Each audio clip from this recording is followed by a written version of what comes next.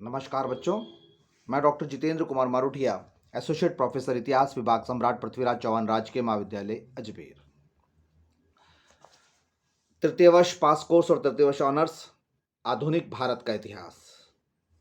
और बच्चों, हम पढ़ रहे थे पहला गवर्नर जनरल वॉरेन हेस्टिंग्स और उसके सुधार।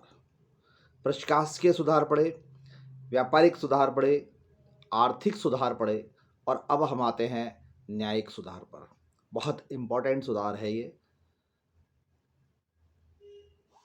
पिछले 15-20 वर्षों में, यानी 1757 से लेकर 1773 तक अंग्रेजी हुकूमत स्थायित्व की ओर बढ़ रही है। समकालीन इतिहास को अध्ययन कीजिए। अमेरिका का स्वतंत्रता संग्राम चल रहा है।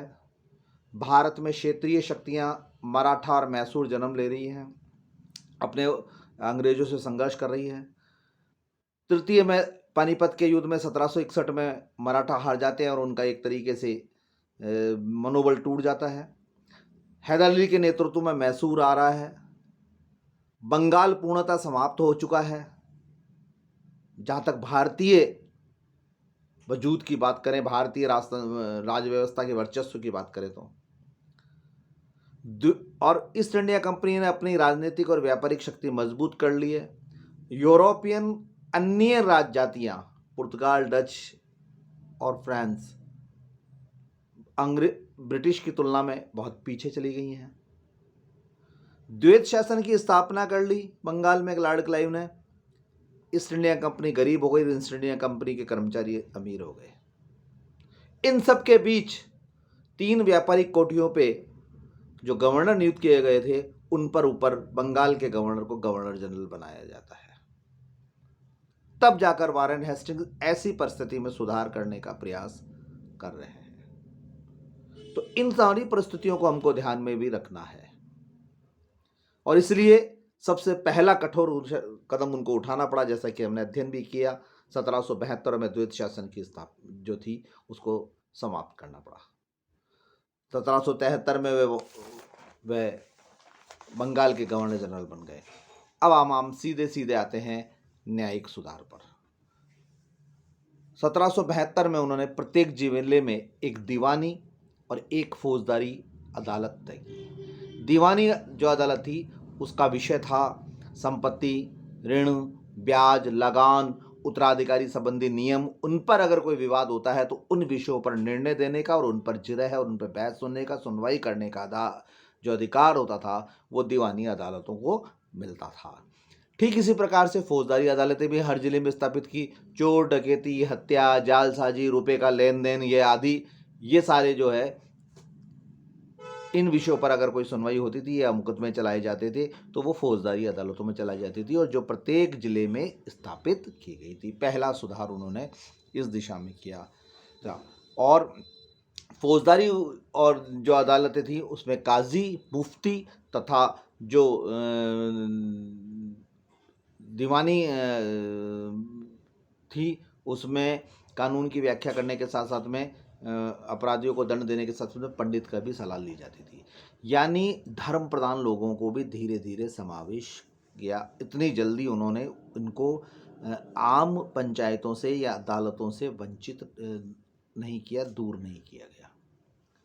कलकत्ता में एक सदर दीवानी और एक सदर निजायत न्यायालय की स्थापना की गई, और इसी न्यायालय में जो कलकत्ता में ये स्थापित की गई थी, इसी में फौजदारी निर्णयों के विरुद्ध जो जिले की दीवानी और जिले की फौजदारी होती थी, निज़ाम होती थी, उसके विरुद्ध उसको अपील न्यायालय के रूप में संगठित किया गया। कलकत्ता काउंसिल बनाई गई, और कलकत्ता काउंसिल का जो अध्यक्ष है वह सदर दीवानी का अध्यक्ष कहलाया जाता था। काउंसिल में 2 सदस्य लिए गए। निजामत का अध्यक्ष दरोगा होता था, जिसे सदर काजी भी बोलते थे। तो एक प्रकार से न्यायिक प्रक्रिया को आज की तारीख में तुलना करें तो इस काउंसिल का जो रूप स्वरूप है वो हम देखते हैं हाई कोर्ट और सुप्रीम कोर्ट में डबल बेंच का होता है। न्यायाधीशों को परामर्श देने के लिए हिंदू और मुसलमान दोनों न्यायिक शास्त्री जो न्याय की व्याख्या कर सके। कई परिस्थितियां ऐसी होती हैं कि अपराध परिस्थितिवर्ष हो जाता है, मूल रूप से करने वाला अपराधी नहीं होता है। तो ऐसे में न्याय क्या कहता है, कितने विवेक को शामिल करता है, उसकी बात की जाती है। इसलिए न्याय शास्त्री हिंदू और मुस्लिम दोनों को शामिल किया गया। जहाँ तक निजामत अदालत की बात की जाती है, मृत्युदंड देने का अधिकार उन्हें नहीं था। इस विषय में अंतिम शक्ति गवर्नर तथा उसकी काउंसिल की रखी गई थी। न्यायालयों में मुकदमे हिंदू और के धर्मशास्त्रों और मुसलमानों के कुरान के आधार पर दी जाए, ये भी शामिल किया गया उन्होंने कि धर्म क्या कहता है ये। और ऐसा आदेश दिया गया कि जो ये धर्मशास्त्र हैं, जो न्याय की व्याख्या करेंगे अपने अनुसार, उनके लिए जगह जगह पर हिंदू और मुस्लिम कानूनों का संग्रह किया जाए।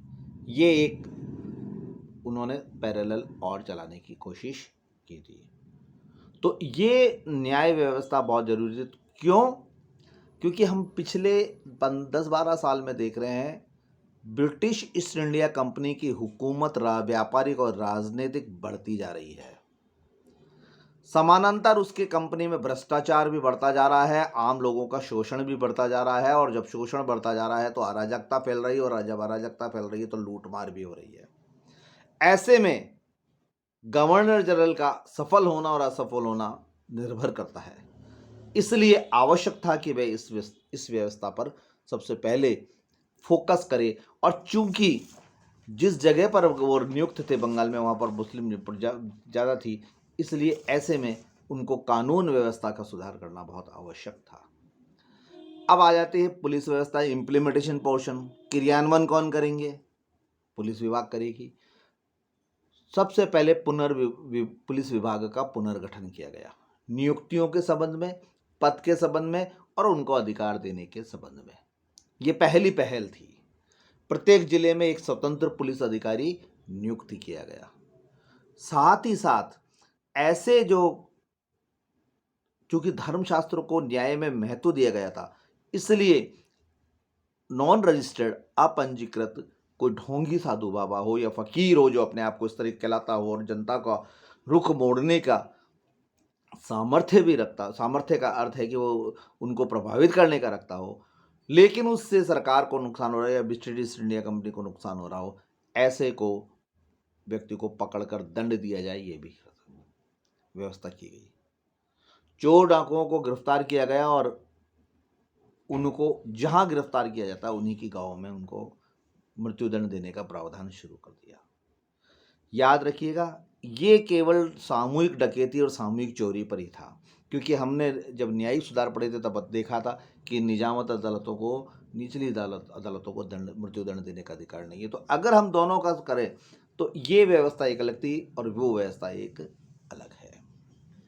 अब एक और आता है कानून व्यवस्था जो थी वो, और शांति के लिए चोरी डाकुओं को गांव में फांसी तो दी जाती थी, उनको सब कुछ किया जाता, लेकिन पुलिस को अपनी रिपोर्ट जुडिशरी को और जो राजस्व अधिकारी होता था कलेक्टर को, उसको देनी होती थी, ताकि अगर कोई व्यक्ति पर जो अपराधी है उस पर आर्थिक दंड लगता है, वो मना कर देता है, तो राजस्व रिकॉर्ड के अनुसार अगर उसकी आय हो रही है तो उसकी भूमि कुर्क कर ली जाएगी, यानी उसको उस प्राकृतिक लाभ से वंचित कर दिया जाएगा। ये भी एक दंड था और उसको श्रम में लगा दिया जाएगा। जमीन का मालिक जमीन में श्रमिक बन जाएगा। ऐसा भी प्रावधान किया गया जिसको स्थायी रूप से आगे लॉर्ड कॉर्नवालिस ने दिया गया। तो हमने वॉरेन हेस्टिंग्स की बात करें जहां तक, तो वॉरेन हेस्टिंग्स के लिए न्यायिक सुधार, प्रशासनिक सुधार, आर्थिक सुधार, व्यापारिक सुधार, लगान व्यवस्था में सुधार, पहले 5 वर्ष का, फिर 2 वर्ष का, फिर एक काउंसिल बनाई, फिर 6 डिवीज़न बनाए, फिर 1-1 वर्ष का कर दिया। जब कॉर्नवालिस भारत में आए उसके बाद में तो 1-1 वर्ष का कर दिया गया।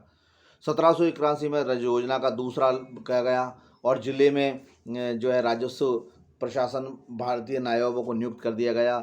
1 वर्ष के लिए लगान ले गया, जो काउंसिल इकट्ठी गई थी राजस्व की वो भंग कर दी गई। इन सारे सुधारों का अगर एक सामूहिक रूप से कर रहे हैं, अब मैं वॉरेन हेस्टिंग्स के मूल्यांकन की बात कर रहा हूँ, तो ये मान के चलिए कि वो सुधार की तुलना की दिशा में पहला कदम था। प्रशासकीय परिवर्तन के अग्रदूत अगर हम कहें वॉरेन हेस्टिंग्स को तत्कालीन समय में ब्रिटिश ईस्ट इंडिया कंपनी में, क्योंकि वो राज कर रहे हैं, तो बहुत बड़ी बात है, क्योंकि एक विज़न तो आया तत्कालीन समय में, नवीन शासन व्यवस्था की स्थापना हुई, इसे हम झुटला ही नहीं सकते। और उसके लिए परिवर्ती शास्त्र जो थे आगे आने वाले, उनके लिए एक आदर्श की लकीर भी स्थापित हो गई। नागरिक शासन प्रणाली की थोड़ी सी नींव डाली उन्होंने, और जिस पर हम कह सकते हैं कि आगे चलकर लॉर्ड कॉर्नवालिस ने एक बहुत बड़ा भवन तैयार किया। कहा भी जाता है कि यदि लॉर्ड क्लाइव ने भारत में अंग्रेजी साम्राज्य की स्थापना की है, तो वॉरेन हेस्टिंग्स ने या लॉर्ड क्लाइव को अंग्रेजी साम्राज्य का संस्थापक माना जाए, तो वॉरेन हेस्टिंग्स को प्रशासनिक संगठनकर्ता भी माना जाता है। दोनों थी। न्यायिक सुधार में उत्तम कोटि के सुधार किए, और